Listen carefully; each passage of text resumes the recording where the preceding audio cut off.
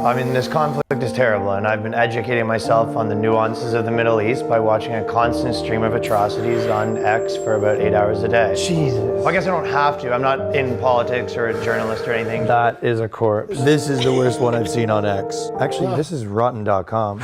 Sort of interchangeable at this point. I mean, this is how you get to the bottom of things. Someone on the internet says, look at these dead babies. Then you say, well, why don't you look at these dead babies? Then they come back at you and say, why don't you look at these dead babies? Mom, I gotta put you on hold. The new corpse just dropped. I'm gonna call you back. That triggers emotions, which are actually connected to your frontal problem-solving cortex. I mean, not a lot of people know that. Oh my God. You know, one of the problems is that people only want to post the dead babies from their side, so you do need to make an effort to follow lots of different people from all over to make sure you're getting all the dead babies. It's hard. I mean, some of the dead babies I was looking at turned out to be fake, so now I make sure that I'm cross-checking across multiple sources to make sure that I'm authenticating the dead babies. Otherwise, you could run the risk of getting emotional for the wrong reason. That is an atrocity. Other times, you'll think you found a corpse, and then it turns out it was from another year or a different war altogether. One of the corpses I was looking at turned out to be AI, and then after further research, some people are saying it's not AI, so at this point, I'm only allowing myself to get 50% emotionally invested into that one. I'm gonna send that one to everybody. None of us in the posting and consuming war corpses community escapes without falling for a hoax or two at some point. A lot of people aren't cut out for this game, so they've been blocking me, especially since most of my social media following is just friends, family, or people from my softball league. Not everyone's interested in in-depth Middle Eastern analysis. Okay, taking a break here. All right, back to work. Other people are doing research on the history of the conflict, figuring out what might be able to happen from where we're at now. If that works for them, fine. But for me, I have all the information I need right here by watching these corpses, letting them sink in emotionally to figure out what should be done. That is gruesome. Apparently, Joe Biden said he was gonna post 40 new dead babies, and then apparently they said they're not gonna post 40 new dead babies. So I haven't been able to find those, not for lack of trying. I've been scouring the internet, refreshing all the different pages that post this type of gore. You do not wanna see my search history right now. If you're interested in educating yourself, I could send you a list of people that have the good shit. Well, not the good shit, but like just, you know what I mean, the best videos of corpses. If I'm being honest with you, I still don't really know what's going on with this whole conflict, but I do know that I'm feeling pretty psychopathic. Yeah, I used to actually be pretty into snuff films, but I kind of... Okay. All right. I love how he called himself saying like, not the good shit. Not the good shit. Yeah. It's not good shit. It's just a video. Okay, yeah, so that was literally me like all week. I watched like so many videos, and like I just like searched for like all the propaganda I could find, like all of it, and it was like a lot of dead babies, like a lot. You got your fix. Yeah. Did you get to the bottom of the dead baby barrel? I stopped looking. Now I'm just watching videos of baby babies. Okay, so I have to say, the IDF, the like, Israeli defense faggots. Yeah, IDF. They're definitely losing the narrative war. They're definitely losing. It's just that they're so like big and complex and so like interwoven into our society that seeing it shift even a little bit, the narrative, because before they had 100% control of the narrative, like ironclad, and now people are like, what the fuck? Wait, what the fuck? You know, like they're actually like questioning and becoming aware of, you know, war crimes. So despite their best efforts to stay naive, they have to confront the evil agenda that's put in front of their face. Yeah, no, it's totally true. So it's interesting to watch. I never really cared about this topic before, so who cares? But Henry Ford wrote a really good book. Huh? Henry Ford, I think in like the early 1910s or something, commissioned a really interesting book called The International Jew. And like Henry Ford always gets written off as like this anti-Semite, and he funded the Nazis and whatnot, but in reality, like I read that book a long time ago, and it's fascinating. So it's cool to see like it now becoming like a popular culture talk, because I've thought about this shit for years. It's cool to see people like realizing like, man, just because I am for the innocent Palestinians doesn't mean I'm for or against Israel. No, that's not enough. You have to toe the Israeli line. I know, it's pretty intense. Like, they had an ad up where they were saying, be human, support Israel. It's like, what the fuck? That's some, like, really weird, kind of very disturbing, Yeah, propaganda. because the implication, the implication is that you can only support one side, Israel, and you have to do that to be human. What about the Palestinians? That's what's weird. That's what's really weird. It's very bizarre, and it's a sick storyline. I'm like, whoa. Because I don't remember them going this hard, like, with this narrative. Like, I didn't hear about the dehumanization. I didn't hear about I didn't hear about any of that. And now it's just like, whoa, that's kind of creepy. Yeah, just came out of nowhere hard. It came out of nowhere hard. Are you ready to do this? We got some people in the chat and whatnot. I'm excited. Yeah. I prefer this since it's helping. So There you we just go. cue me in. You don't even feel the need to do an intro or anything. Just cue me in when you want me to take over, and I'll do the intro. Okay, so we're already live. Let's do the Oh. intro. Yeah, we've been live this whole time. Amazing. I was Okay. wondering why people were talking to us in a way that kind of was topical of what we're talking about. Okay, what's up, everybody? Okay. So yeah. Today is gonna be an interesting day. We're gonna get to the part 2, right? Mm-hmm. Can't wait. Can't wait. Part 2 of the smoking gun of the one world globalist conspiracy. Illuminati mixtapes. Okay. You ain't getting this nowhere else, man. I stumbled know. into this, so it's exclusive content for our channel. There's the minimal amount of views on this video on YouTube. So yeah, that's what we do for I you know over this here. is really interesting, a really unique topic because, like, the first one, what was your favorite part of the first one? Like the most strange, because basically he's explaining their plan and their strategy based on a lecture that was given. When was the date? 1969 is when the lecture was, and he's telling about it in 1988. That's what we're listening to. Okay. So in Pittsburgh, and so basically, it's just really bizarre listening to it and how, like, carefully thought out and constructed this like elaborate plan of, like, social engineering society, basically. But what was the part that you really stuck out with you from the My first tape? two parts. One's most interesting, and the other part's just relevant to me. The one is that they didn't even have they've been so successful at brainwashing people that and demoralizing that they didn't even have to go through with like a 2 kids maximum policy. Didn't even have to do it. What was the 2 kids maximum policy? He was saying that to keep population from growing, they'd have to like limit people from having any more than 2 kids or 1 kid, even at one point. Maybe like 1 of every 30 people could have 2 or something like that. Okay. Like in China. Oh, they were gonna have that in America. Yeah, but I guess they've been so successful at like telling people not to have kids and reduce the size of your family and whatnot that they just didn't even have to do it. So what? Because how many people do you know with that many kids? 3 Yeah, or more. that's Not that true. many. Yeah, they slowed down. What was the one that really stood out that actually came true from the first one for you? The fact that girls' titties have to be perky. They can't go without a bra. So What? let's just no, I'm just kidding. It's crazy. That was part of it though, right? He did say that. I'm not just making that up. That was weird. That was. He's like, so really we'll just weird. make them thinner and more form-fitting. Like, titties have to be perky, guys. We can't. They gotta have bras. We can't just let the tits out like, fly free like the crazy '60s. But we can't let them know. So let's just make a very thin cloth that supports the titties. But no, for real, This that's is like tape part of the number agenda 2 thought through to that on the level. new It's so order of wild. barbarians. Change. Nothing is permanent. Streets would be rerouted, renamed. Areas you had not seen in a while then. 2 on the new order of barbarians. Layla, Change. Nothing is permanent. promoting suicide, Streets would be rerouted, euthanasia, that renamed. one's compelling. Areas you had not seen in a while then would be rerouted, renamed. Oh, wow.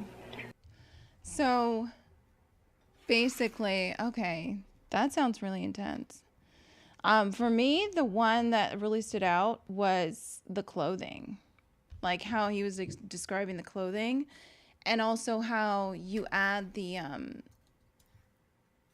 sex education centers to like push, you know, the what's the YouTube friendly word for that? The abortions.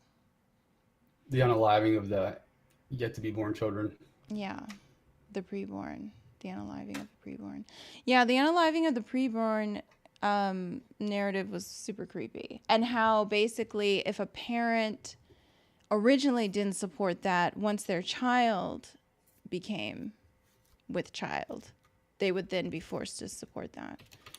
That's so crazy. Exactly. That's like underhanded. There's like so many good takes from that though.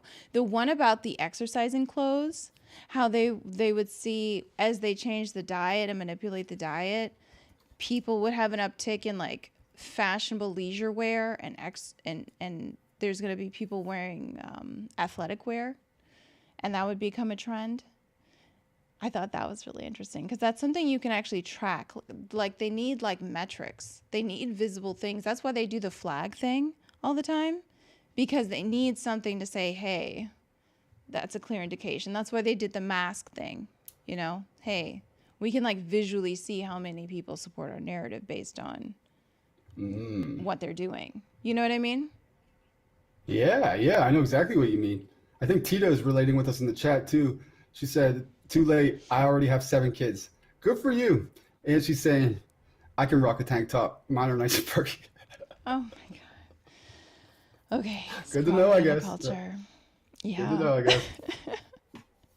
Glad you're out there listening. Okay. That's awesome. We'll take your word for it. So yeah, there's a lot going on. Okay, so let's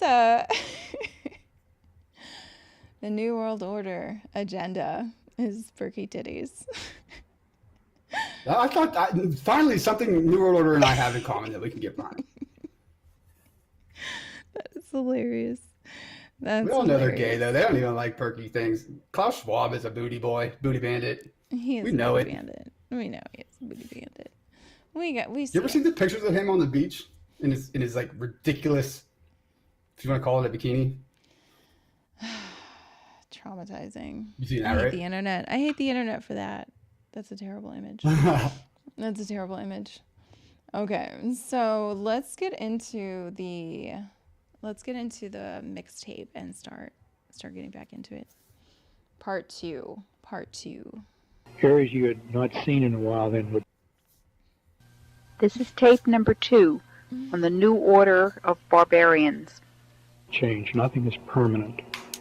Streets would be rerouted, renamed. Areas you had not seen in a while then would become unfamiliar. Among other things, this would contribute to older people feeling that it was time to move on. People would feel they couldn't even keep up now with the changes in areas that were once familiar.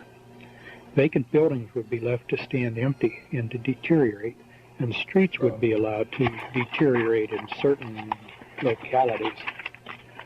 The purpose of this was to provide the jungle the depressed atmosphere for the unfit. Somewhere in this same connection he mentioned buildings and bridges would be made so that they would collapse after a while. There would be more accidents involving airplanes and railroads and automobiles. All of this to contribute to the feeling of insecurity that nothing was safe.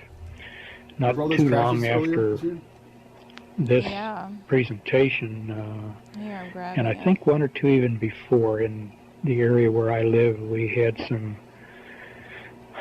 newly constructed bridge to break.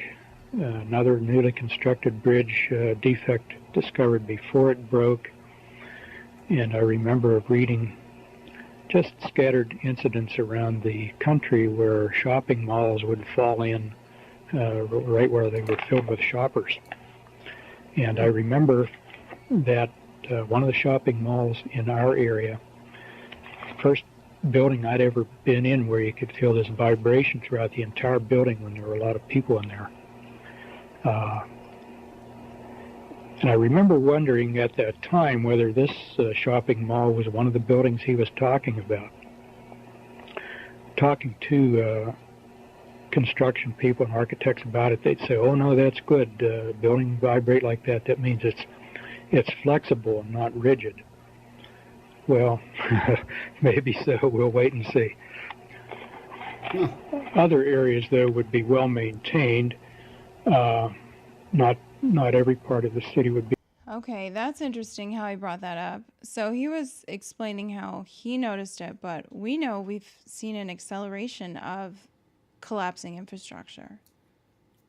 Yes, absolutely. That's been a trend. And then all the railroad crashes earlier this year. Well, I didn't even catch that until right now. He mentioned that very slyly. Increased amount of accidents everywhere. So people are more scared and it's chaos. And it's a great reality TV show for the New World Order. They just sit back watching this shit like it's with their popcorn. A rail bridge over the Yellowstone River in rural southwest Montana collapsed Saturday, taking a freight train with it. So that's what happened. When was that? 6/24/23. Yeah, only 3 months So ago. that's a sign of... See, those are the type of patterns you have to pick up around you to figure out, okay, what are they doing? Why are they doing this? Because all of it is to produce an emotional state in the people. Yeah. No, the collapsing infrastructure. There were so many trains going off the rails earlier this year. It was like reported multiple in a week even, and you couldn't even keep up with it. There were such bad environmental issues that they suppressed them from the news and everything. Yeah, Palestine, Ohio, Ohio. Yeah, that's like right next to me. That I'm definitely East probably Palestine. still feeling. Yeah, East Palestine. Jeez, it's intense. Okay, it's like, these are the things people don't really pay too close attention to because they're used to, of course, like Yuri Bezmenov said, they're used to like blowing up bridges and bombs dropping, and that's a war. But war, especially like information warfare, irregular warfare, it's a collection of things. Like, we have a hardcore information warfare happening right now, like with so much density and humanistic traits to it that we're really lacking with the first one, with C-19. Because C-19 was more like... It was more a dress like... rehearsal. No, it was more like AI driven. This is human driven. That's all I mean. Oh, amazing. Slum, Yeah, I hear there what would you're be the created slums and other areas well maintained. Those people able to leave the slum for better areas then would learn to better appreciate the importance of human accomplishment. This meant that if they left the jungle and came to civilization, so to speak, they could be proud of their own accomplishments, that they made it. There was no related sympathy for those who were left behind in the jungle of drugs and deteriorating neighborhoods. And then a statement that was kind of surprising: we think we can effectively limit crime to the slum areas so it won't be spread heavily into better areas. I should maybe point out here, these are obviously not word-for-word quotations after 20 years, but where I say that I'm quoting, I'm giving the general drift of what was said close to word for word, perhaps not precisely so. But anyhow, I remember wondering, how can you be so confident that the criminal element is going to stay where you want it to stay? But he went on to say there would the increased security would be needed in the better areas. That would mean more police, better coordinated police efforts. He did not say so, but I wondered at that time about the moves that were afoot to consolidate all the police departments of suburbs around major cities. I think the John Birch Society was one who was saying, support your local police, don't let them be consolidated. And I remember wondering if that was one of the things he had in mind about security. It was not explicitly stated. But anyhow, he went on to say there would be a whole new industry of residential security systems to develop, with alarms and locks and alarms going into the police department so that people could protect their wealth and their well-being. Because some of the criminal activity would spill out of the slums into better, more affluent-looking areas that looked like they'd be worth burglarizing. But, and again, it was stated like as a redeeming quality. See, we're generating all this more crime, but look how good we are. We're also generating the means for you to protect yourself against the crime. Sort of repeated thing throughout this presentation was the recognized evil, and then the self-forgiveness, saying, well, see, we've given you a way out. Okay, that's a really good part. But I want to point out the overall, like, the complexity in which they're envisioning these scenarios. We take it for granted that we have this, like, new industry. But it wasn't like that before. You know? Like... Which industry? What do you mean? He was talking about the security, like the security. Oh, yeah. And he just explained that there would be a rise in home security. And that really ties into actually the whole aspect of surveillance state. Like, they have to build this infrastructure up for the surveillance state. Before, people didn't have cameras outside their homes. Now they have cameras outside their homes, sending all the data, you know, back to a Yeah, packages were hella database. easy to steal before they had those ring things on your door. They're still easy to steal. They don't prosecute people for stealing packages. Allegedly. We don't know that. Allegedly, I know. Well, maybe in different states. Okay, but this part I think is really good. I wanted to point it out because he's basically going to explain their way of legitimizing what they're doing. Like, way of getting rid of the guilt for what they're doing is that here we go. Explicitly stated. But anyhow, he went on to say there would be a whole new industry of residential security systems, arms and locks, and roles of industry and commerce in a unified global system. The continued preeminence of the United States and the relative independence and self-sufficiency of the United States would have to be changed. That's really good. That's a crazy. It was the first that I'd heard of the term global interdependence, or that notion. There it is.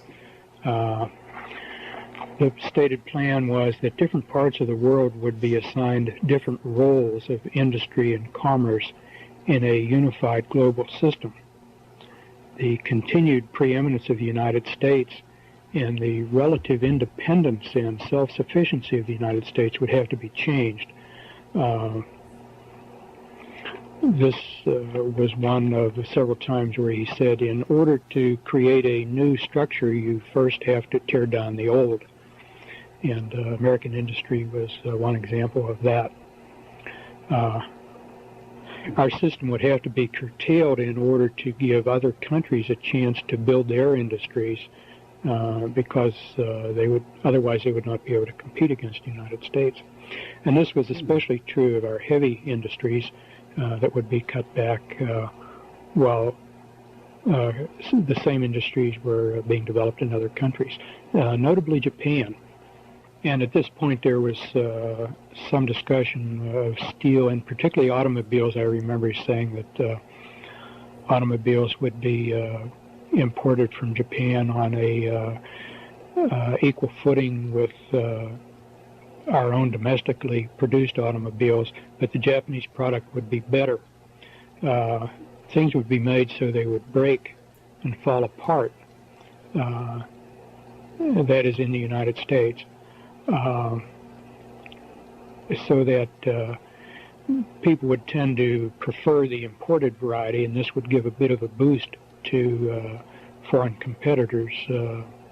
One example. That's so diabolical. That's so diabolical. How they're going to like minimize the domestic production. Because no other country Slowly. stands a chance. And then they did it. They said explicitly we have to do it slowly so the rest of the world can catch up. So the Yeah. other places can catch up. Because the United States just destroyed any competition and clearly created the best environment to become a superpower nation like we did. Exactly. So basically Ford, make Ford and GM and those companies like slowly reduce their quality and their output, and just other companies too. Like this is like all industries they did this for manufacturing. Yeah. Like we don't manufacture here. No, there's no production at all, unless Trump 2020 came in and started reversing all of that. But right back, energy independence and all that is out the door. Biden's back to business as usual, and then some. So terrible. So basically the Jeep Wrangler, oh my God, he's such a troll. Bro, I wanted a Jeep Wrangler so bad as a kid. I was like, that's my dream car. Yeah, here we go. Japanese. In 1969, Japanese automobiles, if they were sold here at all, I don't remember, but they certainly weren't very popular. But the idea was you would get a little bit disgusted with your Ford, GM, or Chrysler product or whatever, because little things like window handles would fall off more and plastic parts would break that, had they been made of metal, would hold up. Your patriotism about buying American would soon give way to practicality, that if you bought Japanese or German or imported, that it would last longer and you'd be better off. Patriotism would go down the drain then. There was mention elsewhere of things being made to fall apart too. One of the, I don't remember specific items that, if they were even stated, other than automobiles, but I do recall of having the impression, sort of in my imagination, of a surgeon having something fall apart in his hands in the operating room at a critical time. Was he including this sort of thing in his discussion? But somewhere in this discussion about things being made deliberately defective and unreliable, not only was to tear down patriotism, but to be just a little source of irritation to people who would use such things. You What dickheads. You lame little dickheads. They're such bitches. Very They're cute. Such assholes. They're Well, literally what's them assholes. get mad about this? What's them get frustrated? We're because just we gonna make it so their irritate them products just a break? little bit. Because you can't step bit. up and take us on like men. We ain't hard to find. We're out here, but you're pussies. You gotta do it subversively over decades. Very, very cool. You lame. Lame Freaking bitches. betas. They're such bitches. They're legitimately horrible people. Like legitimately horrible Pathetic. people. People Oh, call we're them just gonna elite. irritate. We're just gonna irritate a whole nation of people because we don't like the fact that they don't want to like be slaves. Yeah, and people call them elite. And I really gotta, I'm gonna push guys, stop using that phrase for them. They're not elite. You can call them elitists. Like a racist, they think they're better than everybody, but they're not. Don't use that term elite anymore. It strokes their ego and they're fucking lame. Oh, the elites. Like, please. They're Imagine them sitting back jerking off when you hear that, oh, we're the elites, they they're all call us elite. they're anti-human, like some sort of cult. Like Yeah. cult plus plus plus. Like how you have LGBTQ plus plus, but they're like cult plus plus plus. Yeah, well, they trace their lineage back to like the blue bloods, the Egyptian Pharisees, the fallen angels that created by hooking up with the female women, humans, and making the Nephilim in the Bible. Like every culture has tales of this. The Anunnaki, that's them. They're not exactly us. I think they created us to be their slaves to some extent, and accidentally created an empathetic soul that can't be extinguished. It's infinite. It has no we have end of we life. have the creator spark in us. And they don't, and they're scared, and they're trying to harness our They infinite don't. soul. That's why it's pretty clear that they don't, because they're not very creative. Like they just keep doing the same thing over and over again.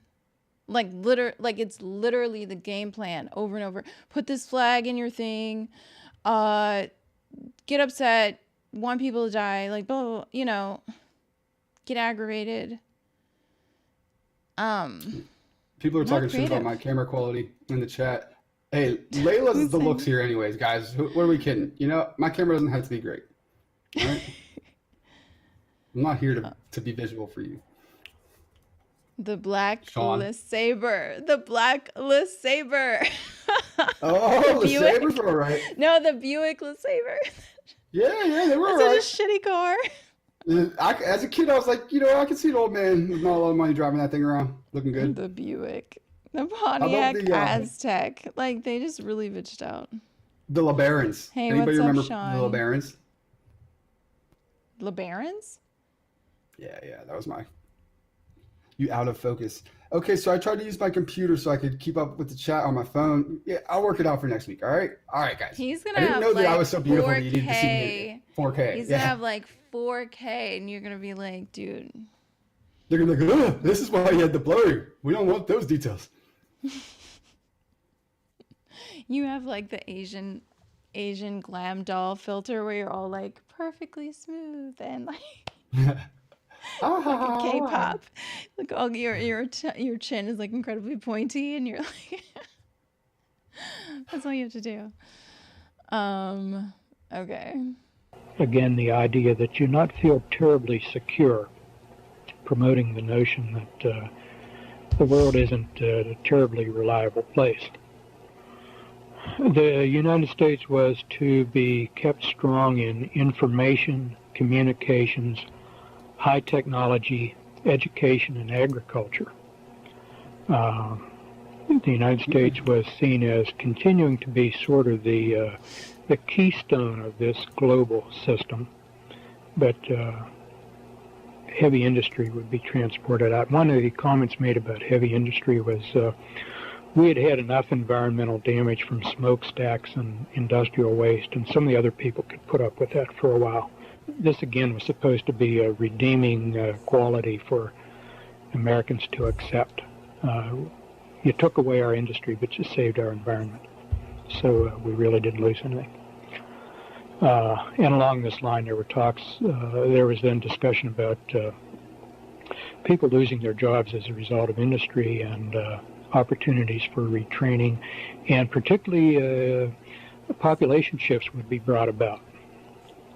This is sort of an aside, but I think I'll explore the aside before I forget it more. Population shifts were to be brought about so that people would be tending to move into the Sun Belt. There would be sort of people without roots in their new locations. And traditions are easier to change in a place where there are a lot of transplanted people as compared to trying to change traditions in a place where people grew up and had an extended family where they had roots. Things like new medical care systems, if you pick up from Northeast Industrial City and you transplant yourself to the South, Sun Belt or Southwest, you'll be more accepting of whatever kind of, for example, controlled medical care you find there than you would accept a change in the medical care system where you had roots and the support of your family. Also in this vein, it was mentioned that he used the plural personal pronoun we. We take control first of the port cities, New York, San Francisco, Seattle. The idea being that this is a piece of strategy. The idea being that if you control the port cities with your philosophy and your way of life, the heartland in between has to yield. Wow, that's deep. I can't elaborate. The heartland in between has to yield. Why do you think that is? I guess everything, including culture, comes through the ports. If I had to guess, I mean, I guess, I don't know. Yeah, I guess All that's supplies. like the energy. Yeah, that's just where the energy is for the like society. That's where All new the migrants change. come. Yeah, everything. Yeah, that's true. That's true. Yeah, because they're definitely strategic in their placement, their like focus, you know? Oh, yeah. They're More losers. on They have a that, lot of plans. but it is interesting that if you look around the most liberal areas in the country, and progressively so are the seacoast cities, the heartland, the Midwest, does seem to have maintained its conservatism. But as you take away industry and jobs and relocate people, then this is a strategy to break down conservatism. When you take away industry and people are unemployed and poor, they will accept whatever change seems to offer them survival, and their morals and their commitment to things will all give way to survival. That's not my philosophy, that's the speaker's philosophy. Anyhow, going back to industry, some heavy industry would remain just enough to maintain sort of a seed bit of industrial skills, which could be industry, would remain just enough to maintain sort of a seed bit of industrial skills, which could be expanded if the plan didn't work out as it was intended, so that the country would not be devoid of assets and skills. But this was just sort of a contingency plan. It was hoped and expected that the worldwide specialization would be carried on. But perhaps repeating myself, but one of the upshots of all of this is that with this global interdependence, then national identities would tend to be de-emphasized. Each area dependent on every other area for one or another elements in its life. We would all become citizens of the world rather than citizens of any one country. And along these lines, then... Thank God that hasn't happened yet, really. That's only like a special class of people. But generally, we're still where we're from, I feel like. You know? I definitely agree, but we're in a very important transitional phase for them right now. They're trying to transition us to all that stuff. Yeah, I think they definitely are. by 2030. We can talk about sports. Sports in the United States was to be changed in part as a way of de-emphasizing nationalism. Soccer, a worldwide sport, was to be emphasized and pushed in the United States, and this was of interest because I'm so glad that never really caught up. It's not the same. We like our American football, baby. Yeah. Buttheads. People like their football. People like their basketball. We export the basketball. Like, no. Baseball can't be killed. Baseball can't be killed. How is that happening? Like, I'm glad about that, actually.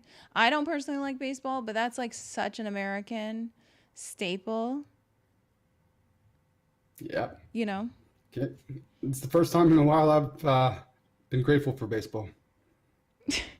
I know we have to maintain some consistency. We need to maintain some traditions. That's for sure.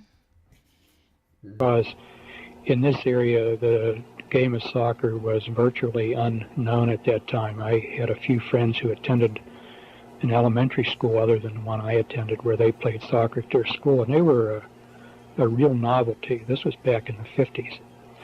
So to hear this man speak of soccer in this area was kind of surprising. But anyhow, soccer is seen as an international sport and would be promoted, and the traditional sport of American baseball would be de-emphasized and possibly eliminated. Eliminated because it might be seen as too American. And he discussed how eliminating this, one's first reaction might be, well, you pay the players poorly and they don't want to play for poor pay, so they give up baseball and either go into some other sport or some other activity. But he said that's really not how it works. Actually, the way to break down the baseball would be to make the salaries go very high. And the idea behind this was that as the salaries got ridiculously high, there would be a certain amount of discontent and antagonism as people resented athletes being paid so much, and the athletes would begin more and more to resent among themselves what other players were paid, and that's a trend. would tend to. God, that's such discord. Like, all they do is sow discord. That's it. Just make people irritated with each other. Yeah. It's like That's this it. old phrase where if you got black ants and red ants and you put them in a jar, they'll be fine when they're just sitting there or whatever, non-aggressive. But if you shake that jar up, they start to go to war with each other, not thinking twice about it and not ever realizing there's a force on the outside that shook them up on purpose to get them to go to war with each other. That's a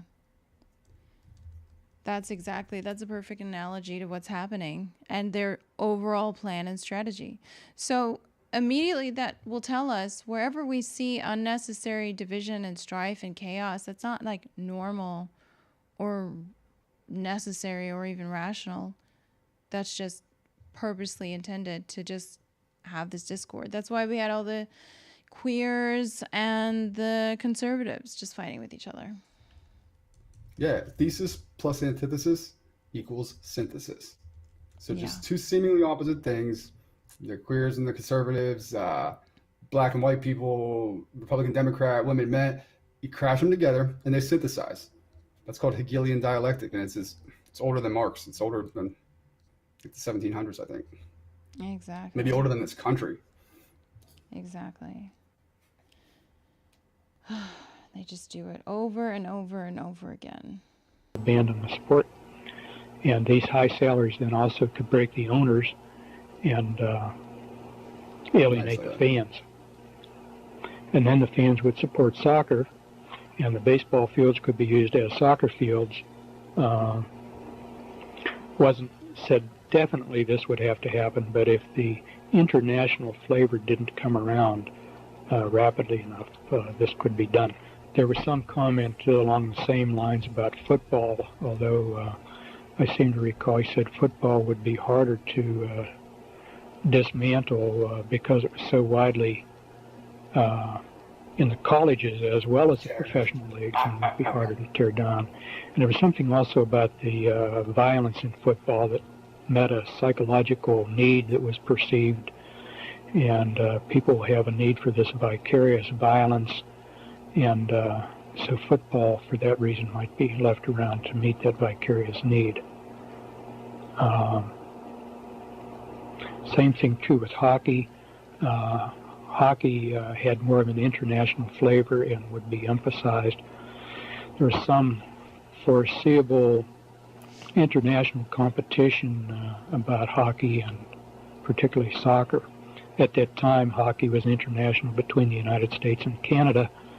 I was kind of surprised because I thought the speaker just never impressed me as being at all a hockey fan, and I am.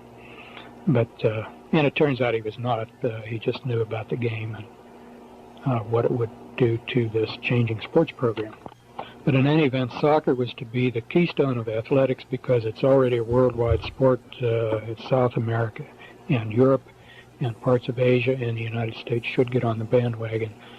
And all this would foster international competition so that we would all become citizens of the world to a greater extent than citizens of our own narrow nations.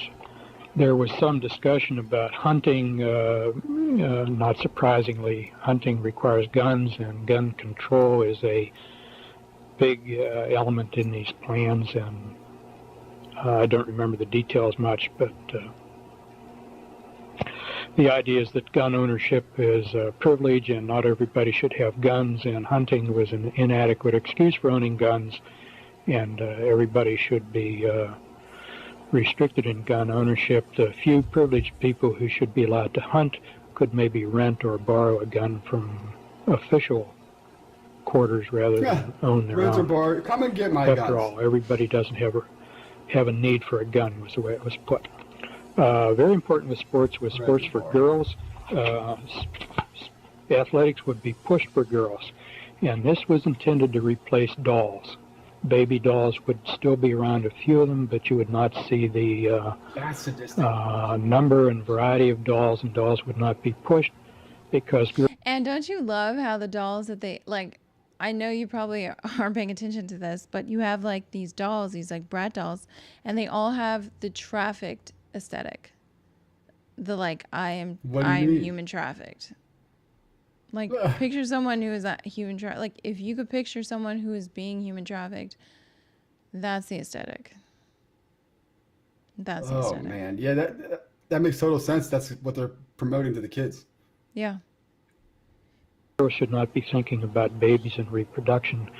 Girls should be out on the athletic field just as the boys are. Girls and boys really need not be all that different. Tea sets were to go the way of dolls and all these things that tradition. No! He's trying to take the tea sets. No wonder we don't have homemakers anymore. Tea sets are fun. These assholes. Don't you We dare thought say of that to as these feminine young would profitable be ladies. greatly de-emphasized as girls got into more masculine pursuits. And just one of the things I recall was that the sports pages would be full of the scores of girls' teams just right there, right along with the boys' teams.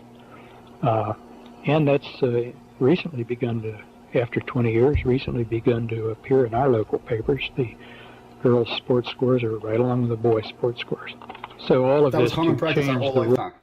Yeah, that's common. I like how he's showing you, he's telling you about all these these things are so subtle, but they make such a huge impact. This is why it's so difficult for people to understand nonlinear warfare. This is why it's so it's all difficult. plausibly deniable. It's plausible deniability and extremely subtle. And people have this image that only warfare is blowing up bombs and bridges, as Yuri Bezmenov said. Yuri Bezmenov is he's like top G for real. That's like, Yeah. he really is. Well, Like now real the life. battlefield, Real life like spy. real life what? Real life spy. Yeah. Yeah, a turncoat is it's like working for us now, or trying to be good, it would seem. But the modern battlefield is in the mind. Yeah, it is. The modern battlefield takes place in the arena, the venue of the mind. Yeah, because when I think about it, it's like when they're threatening, oh, we're going to like blow up the region of this and that, and we're going to nuke this and this and that. And it's just like, who talks like that? Like, Not what is, necessary. like, what kind of like messed up psychology are you sitting here talking about nuking places? That's Primitive good people that completely don't unnecessary.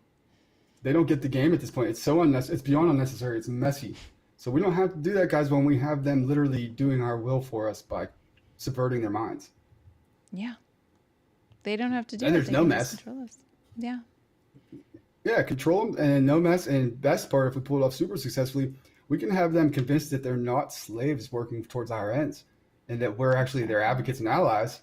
And Our they're in a greatest free ally. society. Our greatest, very greatest ally. The greatest ally. Like Bill Gates. Bill Gates, he's just trying to save lives. He's trying to He's not making more money since he became a people. He's philanthropist than he ever trying did. to heal the world. Yeah, he's trying to Hanging reduce the out with the- population while helping people live longer. I don't understand, Bill. Yeah. And just hanging out with Jeffrey Epstein a confirmed agent for the Mossad. Many You times. know? Well, that was a mistake. That was a mistake. That- And I, yeah, it That was. was a mistake. You just accidentally get on a plane and accidentally fly to an island and accidentally. Many times. Now, okay, so I can give some benefit of the doubt for the flight logs. If, God forbid, somebody was on there once. Twice, to me, is hard to let go. But any more than 2 times, there's no denying. You would have had to have known what's going on there. Why are you still going back? Because you're one of them. It's insane. And we have to, the worst part of all of this, and let me tell you, the truth, honest to God truth. The worst part of all of this is not the injustice and the pain and all of the like travesty this is causing to humanity and our collective evolution. It's that I have to think about this shit. And I don't want to. Yeah. And it's petty and hear it's you, Layla. stupid. And we have to pretend it's not happening. We literally have to go around our life pretending this shit is not happening. Don't say anything. They're going to call you a name. Bring it on. I'm every name in the book at this point. In fact, I enjoy it. It's insulting to my intelligence. I'm not that smart, but this is too far.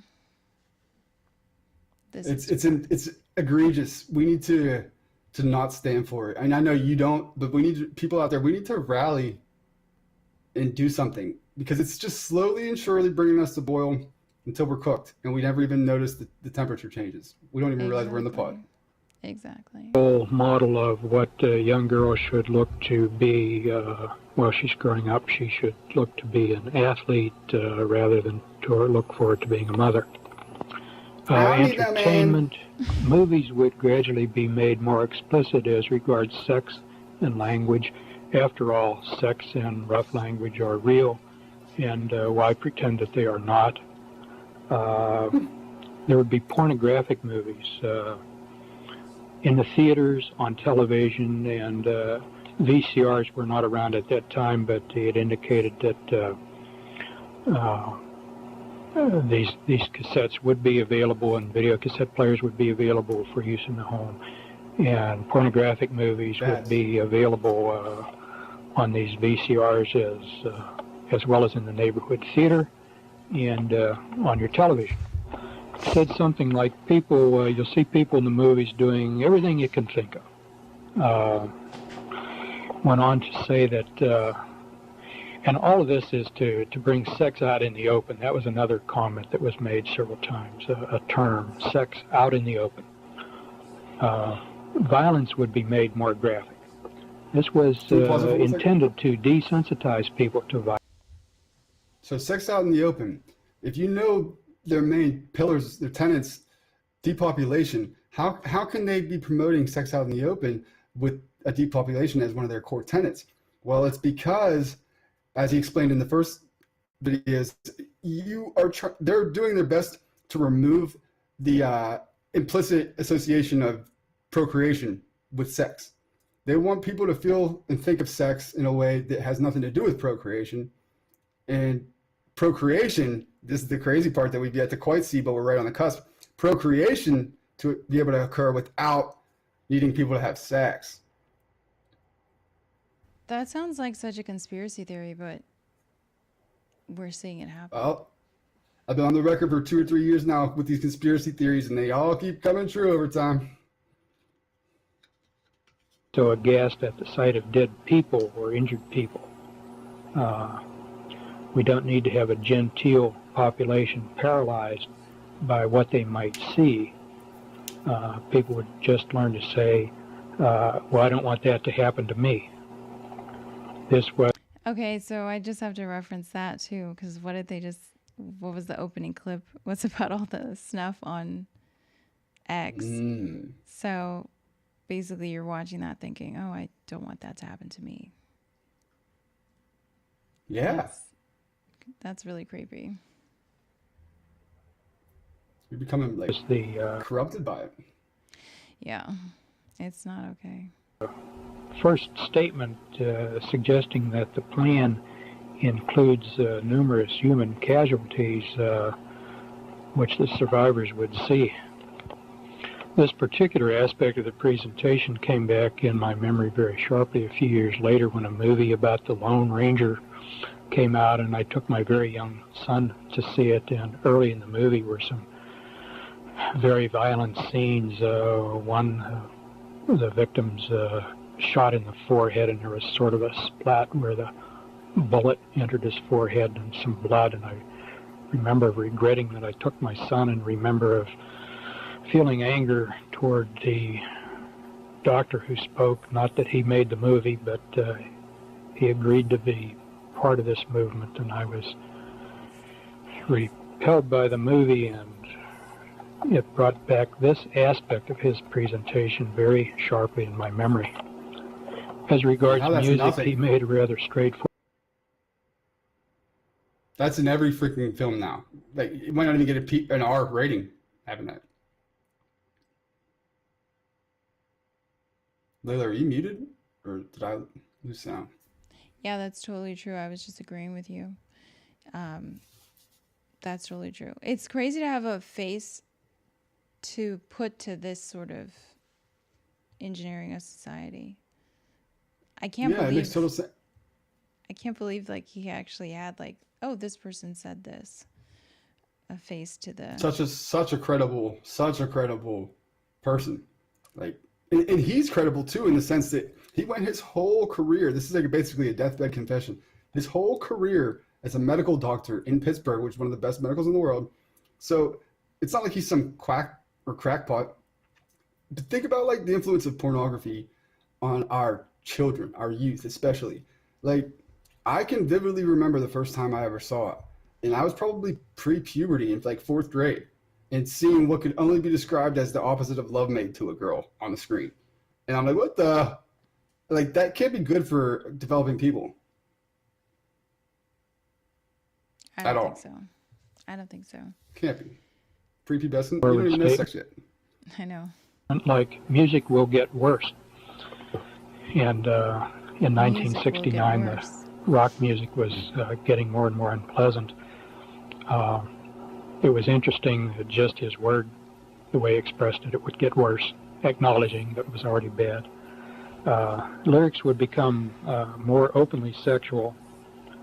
No new sugary romantic music would be publicized like that which had been written before that time. All the old music would be brought back on certain radio stations and records for older people to hear. And older folks would have sort of their own radio stations to hear. And the younger people, their music, as it got worse and worse, would be on their stations. And he seemed to indicate that one group would not hear the other group's music. Older folks would just refuse to hear the junk that was offered to young people, and the young people would accept the junk because it that's so true. Was identified them as their generation and helped them feel distinct from the older generation. I remember at the time of thinking that would not last very long because even young kids wouldn't like the junk. When they got a chance to hear the older music that was prettier, they would gravitate toward it. Unfortunately, I was wrong about that. When the kids get through their teens and into their 20s, some of them improve their taste in music, but unfortunately, he was right. They get used to this junk, and that's all they want. A lot of them can't stand really pretty music. He went on to say that music would carry... that performer. Ugh, don't even not think about her. She's now the hot music of the day that all young ladies are looking up to. Terrible. Perfect, though. Brilliant. Well done. Well done. You fucking idiots. Message to the young, and nobody would even know the message was there. They just think it was loud music. At the time, I didn't understand quite what he meant by that, but in retrospect, I think we know what the messages are in the music for the young. And again, he was right. This aspect was sort of summarized with a notion that entertainment would be a tool to influence young people, won't change the older people. They're already set in their ways. But the changes would be all aimed at the young who are in their formative years, and the older generation would be passing. Not only could you not change them, but they're relatively unimportant anyhow. Once they live out their lives and are gone, the younger generation being formed are the ones that would be important for the future in the 21st century. Yeah, that's like still something critical people don't pay attention to enough. How important the impressions are for younger people and like the messaging to younger people. Like they say they're vaguely aware of it, but they're not really. They're too obsessed with themselves and anything that would like affect them majority of the time, I feel like. It's not important. They become disinterested, disillusioned, and not into any politics, not into any things that could actually bring about change. They don't worry about it because they don't think they can influence any change, and it doesn't matter to them. The whole system's just ruined from the time I joined it, so why would I participate? That's how they look at it. That's exactly it. Someone said, so basically Doja Cat. No, Doja Cat's actually really good. Stop.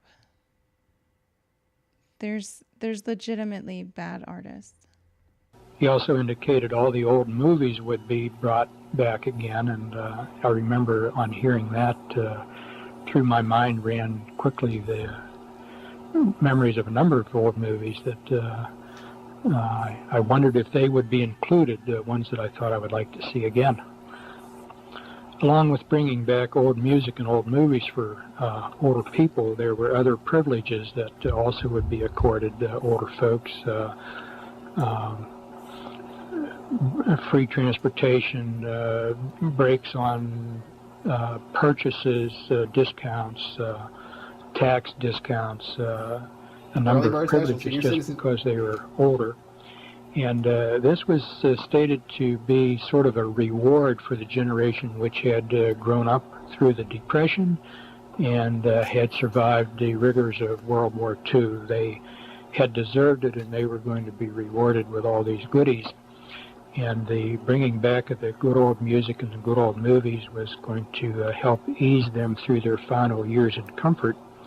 Then the presentation began to get rather grim, because once that generation passed, and that would be in the late 80s and the early 90s, where we are now, most of that group would be gone. And then gradually things would tightening up would be accelerated. The old movies and old songs would be withdrawn. The gentler entertainment would be withdrawn. Travel, instead of being easy for old folks, travel then would become very restricted. People would need permission to travel, and they would need a good reason to travel. If you didn't have a good reason for your travel, you would not be allowed to travel. And everyone would need ID. This would at first be an ID card you would carry on your person, and you must show when you're asked for it. It was already planned that later on some sort of device would be developed to be implanted under the skin that would be coded specifically to identify the individual. This would eliminate the possibility of false ID and also eliminate the possibility of people saying, well, I lost my ID. The difficulty about the skin implanted ID was stated to be getting a material that would stay in or under the skin without causing a foreign body reaction, whereby the body would reject it, or cause that this would have to be material on which information could be recorded and retrieved by some sort of scanner while it was not rejected by the body. Silicone was mentioned. Silicone at that time was thought to be well tolerated. It was used to augment breasts. Women who felt their breasts were too small would get silicone implants. I guess that still goes on. In any event, silicone was seen at that time as the promising material to do both, to be retained in the body without rejection and to be able to retain information retrievable by electronic means. Food. Wait, did he just say they were going to use silicone to store information in the body? He said what? He was talking about the silicone and using that for information retrieval.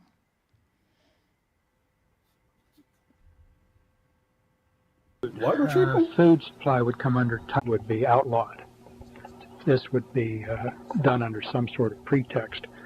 In the beginning, I mentioned there were two purposes for everything. One, the ostensible purpose, and two, the real purpose. And an ostensible purpose here would be that growing your own vegetables was unsafe, it would spread disease or something like that. So the acceptable idea was to protect the consumer, but the real idea is to limit the food supply. Your own food would be illegal. And if this would be done under some sort of pretext. In the beginning, I mentioned there were two purposes for everything. One, the ostensible purpose, and two, the real purpose. And The ostensible purpose, there would be two purposes for everything. Yeah, it's the same way you hear language manipulated. An ostensible purpose here would be that growing your own vegetables was unsafe, it would spread disease or something like that. So the acceptable idea was to protect the consumer, but the real idea is to limit the food supply, and growing your own food would be illegal. And if you persist in illegal activities like growing food, then you're a criminal. There was a mention then of weather, W-E-A-T-H-E-R. This was another really striking statement. He said, we can, or soon will be able to control the weather. He said, I'm not merely referring to dropping iodide crystals into clouds to precipitate rain that's already there, but real control. As a weapon of war, a weapon of influencing public policy, you could make rain or withhold rain in order to influence certain areas.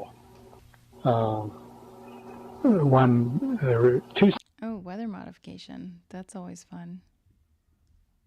sides to this that were kind of striking. He said, on the one hand, you can make drought during the growing season so that nothing will grow, and on the other hand, you can make for very heavy rains during the harvest seasons so that the fields are too muddy to bring in the harvest. And indeed, there was no statement how this would be done. It was stated that it was either already possible or very, very close to being possible. Politics. He said very few people know how government really works. Something to the effect that elected officials are influenced in ways that they don't even realize. And they carry out plans that have been made for them, and they think they are making, that they are authors of the plans. But actually they've been, are manipulated in ways that they don't understand. Somewhere in the presentation he made two statements that I want to insert at this time. I don't remember just where they were made, but they're valid as in terms of the general overall view. The one statement, people can carry in their minds